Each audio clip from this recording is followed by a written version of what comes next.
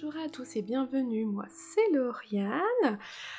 Ici je vous parle tricot, je vous parle laine et aujourd'hui je reviens pour parler en détail d'un tricot terminé et il s'agit du Love Note. Le Love Note c'est un modèle hyper connu de Tinka Knits qui est disponible en anglais seulement mais qui par contre dispose d'un large panel de taille puisqu'il est disponible alors je crois que c'est 0,6 mois de la première taille, donc bébé, jusqu'à 5 XL. Donc vraiment, on peut le faire pour toute la famille. Et c'est ce qui l'a rendu, je pense, populaire. Plein de duos ont pu être faits entre mère et fille. Donc vraiment, le Love Note, je pense que vous connaissez, mais je vais venir vous remontrer quand même ma version. Alors c'est la deuxième fois que je réalise ce modèle, et voici ma nouvelle version. Donc le Love Note, c'est un pull qui se tricote en épaisseur DK, donc soit un fil qui fait à peu près 200-250 mètres pour 100 grammes, ou alors un fil avec un fil fingering, 400 mètres pour 100 grammes, doublé avec un lace de type mohair et soie. Et c'est ce que j'ai choisi de faire. Et le Love Note se caractérise par cette très jolie dentelle. Je sais pas si je vais réussir à vous la montrer. Pas évident. Hop. Qui forme des cœurs, donc. Ah bah j'arrive pas du tout à vous... Où est-ce que je peux vous la montrer facilement? Je ne sais pas. Hop. Voilà. Là vous voyez bien. Donc le Love Note, c'est un pull qui se tricote du haut vers le bas. D'abord, on nous préconise de faire un montage provisoire. Chose que moi j'ai pas faite. Les deux versions que j'ai réalisées, j'ai fait autrement. Donc là par exemple j'ai fait la taille M pour éviter d'avoir quelque chose de trop large, je le voulais avec un peu d'aisance mais pas trop, donc j'ai fait la taille M, et le nombre de mailles qui était préconisé au montage provisoire, au crochet il me semble de mémoire, moi je l'ai monté directement comme je monte habituellement mes mailles, et je suis venue faire quelques rangs de côte 1-1 pour former tout de suite mon encolure. Faut savoir que normalement on fait un montage provisoire, on suit ce qui est écrit dans le patron, et ensuite on vient reprendre les mailles pour faire quelques rangs de diminution si je me trompe pas, et seulement après les côtes de l'encolure et on vient rabattre. Donc moi j'ai pas fait comme ça, je voulais pas que ça soit trop resserré à ce niveau-là, je voulais quand même garder un petit peu de largeur. C'est pas, vous allez voir après je vais passer, c'est pas non plus très, et pas hyper évasé. Donc j'ai monté le nombre de mailles qui est indiqué pour la taille M, mais directement j'ai fait des côtes avec une taille d'aiguille inférieure. Je saurais plus vous dire, je crois qu'il se tricote en 6 et j'ai dû faire les côtes en 5. Peut-être, ou peut-être pas, je me souviens plus. Alors ça j'ai un doute. Et ensuite, j'ai donc suivi ce qui était écrit dans le patron. Il y a quelques rangs d'augmentation. Non, pas du tout. J'ai fait des rangs raccourcis dans le dos. J'ai marqué sur ma fiche Ravelry ce que j'avais fait pour mes rangs raccourcis. Alors, ça fonctionne pour ma taille. Alors, je suis pas du tout designeuse. Je sais pas s'ils sont conventionnels. J'ai fait un peu à ma sauce, histoire de, vous voyez bien, hein, d'avoir le dos qui soit un peu plus haut que le bas. Voilà. Donc j'ai fait quelques rangs raccourcis et là, à partir de ce moment-là, j'ai suivi exactement ce qui était écrit dans le patron. Donc c'est-à-dire que j'ai fait quelques rangs d'augmentation, je suis venue faire la dentelle et les raglans ensuite jusqu'à la séparation des manches. J'ai séparé mon corps des manches et afin d'optimiser ma laine, j'ai tricoté les manches en premier. Donc moi j'ai fait les manches toutes droites, plus longues que ce qui est préconisé dans le patron, parce que c'est un pull dans le patron qui est pensé pour être cropped, donc c'est-à-dire court, donc il est large, assez court, et des manches qui de mémoire arrêtent à peu près au niveau du coude. Et moi voilà, c'est un pull quand même en fingering et mohair qui tient chaud, je veux le porter pour là l'hiver. Donc j'ai opté pour des manches longues, j'ai fait les diminutions qui est écrit dans le patron et je suis venue faire mes côtes, et je crois que je les ai faites en 4,5 parce que j'ai pas d'autres petites aiguilles circulaires. Moi je prends des mini circulaires de 30 cm chez Ogu pour faire mes manches, et je devais pas avoir moins, un peu plus haut que 4,5.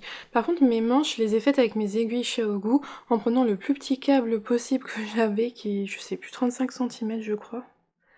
C'est celui fourni dans le kit, et avec mes aiguilles 6, et j'ai réussi à faire mes manches tout en rond comme ça, et là j'ai utilisé des mini de 30 cm et j'ai fait pas mal de cotes pour faire un poignet resserré.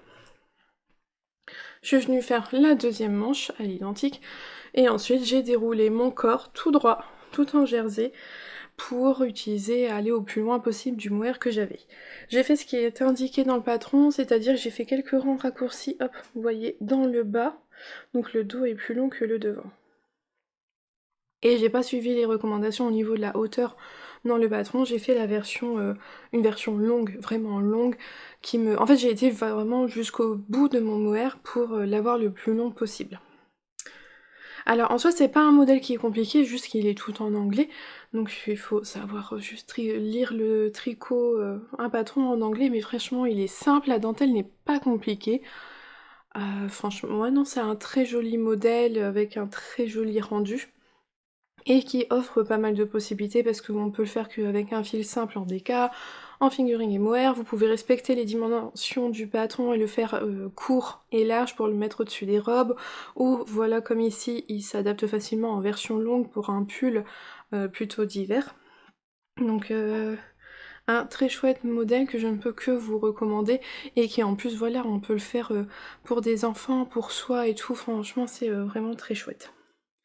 Donc je vais le passer pour que vous voyez ce que ça donne porté. Voilà le rendu porté de mon Love Note. Donc vous voyez, j'ai une encolure pas collée au cou, hein, pas au ras du cou, mais pas non plus trop échancrée, décolletée.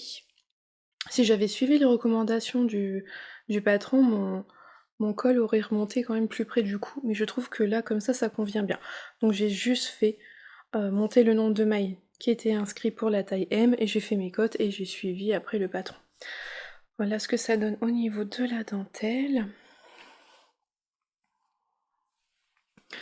Et voilà mes manches.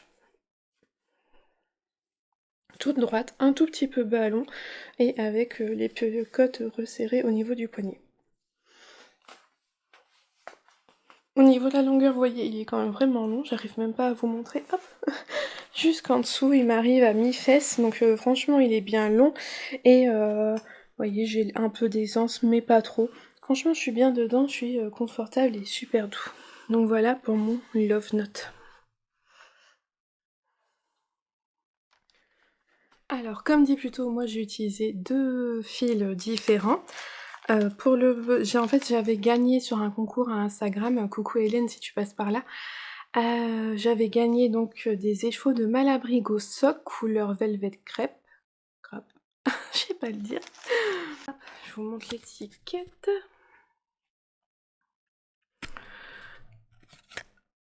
Donc c'était un violet vraiment foncé avec pas mal de nuances, des zones quasiment noires. Donc c'est quelque chose, c'est pas dans ma palette de couleurs habituelle. Et donc pour rehausser un peu cette couleur qui était sombre, j'ai utilisé un mohair et soie de chez Tincturalaine, son coloris rose pan. Alors je vais essayer de voir si je sais pas si je peux vous montrer. J'ai mon échantillon là, mais il est collé à mon... Je l'ai agrafé à mon cahier, hop. Vous voyez la couleur de la fingering et la couleur du mohair tout seul sont quand même assez différents, et le rendu, voilà ce que ça donne. Ça a éclairci la fingering qui était quand même fort foncée, ça a rajouté un peu de peps, le mohair prenant bien le dessus au niveau de la couleur. J'aime quand même beaucoup le rendu. Ça, voilà, un pull qui est pour moi assez sombre, qui va être surtout porté en hiver, mais quand même qui apporte une petite touche de couleur parce que le mohair, franchement, se voit quand même bien. C'est un patron qui est disponible sur Ravelry, donc comme je vous l'ai dit, uniquement en anglais, mais franchement très bien expliqué, bien clair. Il est au moment où je tourne cette vidéo, il est disponible pour 9,47 € sur Ravelry. La Malabrigo Sock, alors moi je l'ai pas payée, mais j'ai été voir par exemple sur Laine et Tricot, elle est vendue à 17,90 €. Il m'a fallu 2 écheveaux, je vous l'ai pas dit. Je pensais utiliser 3 écheveaux de fingering, mais en fait finalement avec 2 écheveaux de fingering j'ai eu assez pour faire mon pull, et 2 écheveaux de mohair et soie m'en suffit également. C'est mon mohair et soie qui a indiqué la fin parce que j'avais que 2 écheveaux et c'est tout, mais de toute façon il est vraiment d'une bonne longueur. Donc voilà, en 4 écheveaux j'ai pu faire la version longue du Love Note. Et donc teinture à laine, c'était 23 € les chevaux. Donc au total, ça revient à 91 € environ pour ce pull-là, patron et laine comprise. Et moi, par contre, ça m'est revenu qu'à 55 € puisque la fingering, je l'ai pas payée. Je l'avais gagnée, je l'avais... c'est pas compté dans le budget. Donc voilà pour ce très joli modèle.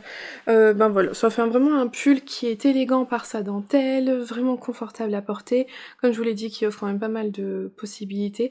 Donc voilà, pour ce modèle-là, j'ai rien de plus à vous dire. Pour vraiment voir les modifications que j'ai apportées, savoir en détail, je vous invite à aller voir ma fiche Ravelry, où j'ai pris vraiment bien le temps de tout détailler, mes rangs raccourcis, le fait que j'ai monté mon encolure directement. Et on a fait le tour pour ce projet-là. N'hésitez pas à me dire, vous, en commentaire, si vous avez déjà réalisé le Love Note, et si oui, combien de versions avez-vous fait. Donc sur ce, je vous laisse, j'espère que cette petite vidéo vous aura plu, mais en attendant, je vous souhaite une belle journée ou une belle soirée en fonction de quand est-ce que vous la regardez, et surtout un bon tricot, et je vous dis à bientôt. Bye!